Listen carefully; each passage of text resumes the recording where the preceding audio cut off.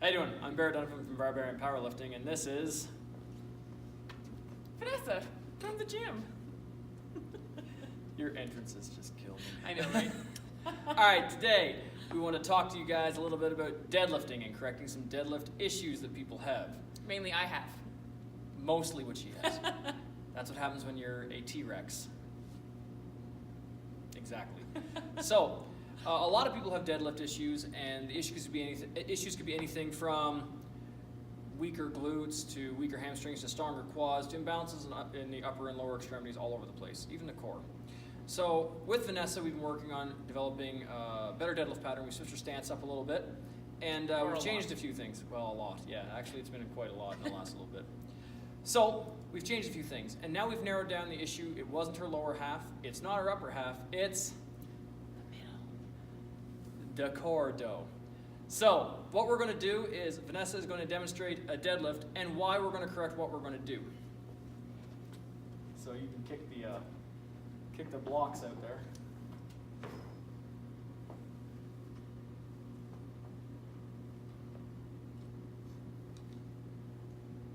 So really show them the spine. So as you can see, there's a little bit of rounding in the mid-back. So we've done a lot of hip and we've done a lot of work strengthening the hip and the glute and the upper back. So now we're going to work on strengthening the core. So there's a lot of different movements you can do. One of the few things we're doing with Vanessa is teaching her how to brace better. So the first brace position we're going to go through is top down. I find it's easier to teach a lot of people from the top down. Some people learn better from the bottom up. But from the top down, what we're going to do is we're going to go to a post. You can move that out of the way if you want. There you go. So Vanessa's going to be in her upright position and the end of her lift. And all she's going to do is lock everything in place. So she's going to flex her quads, her butt, her upper back, and her torso. So everything is locked in place, and then what she's going to do is push hard into the post using her core. Now this should fire your core up and things start to really shake and activate. V, how's that feeling? Doesn't look like much, but it feels pretty awful. I don't think the people heard you, V. It feels awful.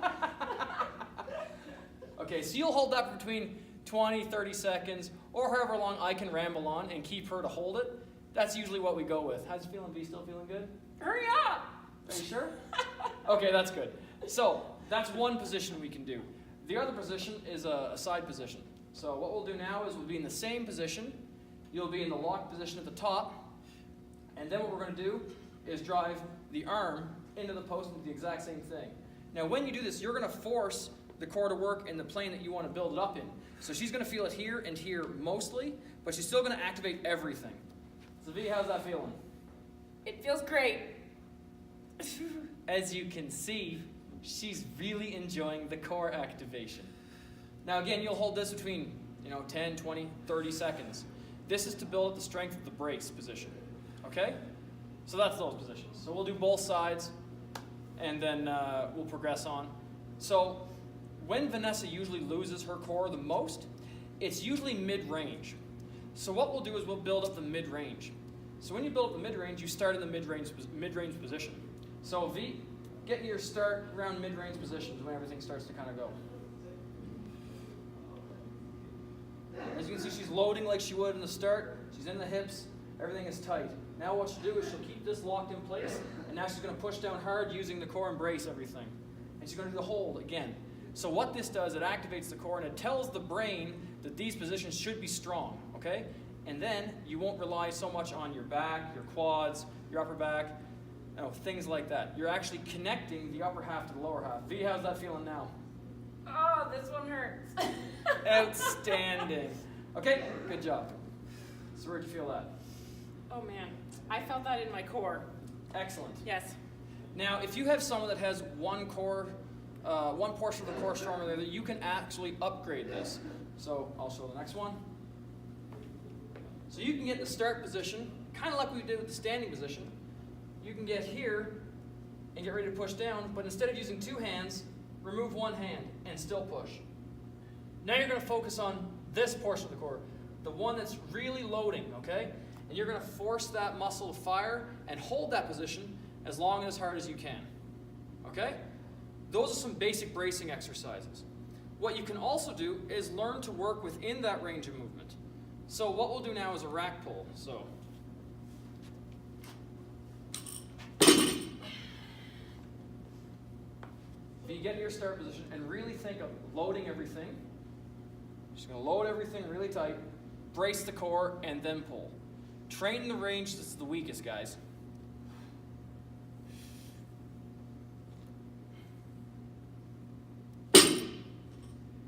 As you can see, there's still a little bit of a round in the low back, but it's not nearly as pronounced as it was before. Okay? So V, how'd that feel? It felt like I was focusing more on keeping the core in a certain position because I warmed it up. Exactly. So you fired at the muscle group that doesn't want to fire the most, and you've got it to wake up and get ready for the lift. That's mainly what I wanted to cover today, guys. V, do you got anything to add? Follow us. Yeah. All right, guys. If you like what you see and you enjoy the nonsense that we put you through, mostly Never any Vanessa. nonsense. Mostly Vanessa. No. Please give us a follow at Barbarian Powerlifting or Next Evolution Athletics or Vanessa lifts. Vanessa Underscore lifts. lifts. Okay? And again, if you guys have any questions, comments, or anything like that, please feel free to DM us. We're here to give you guys a hand. Other than that, get your strong on.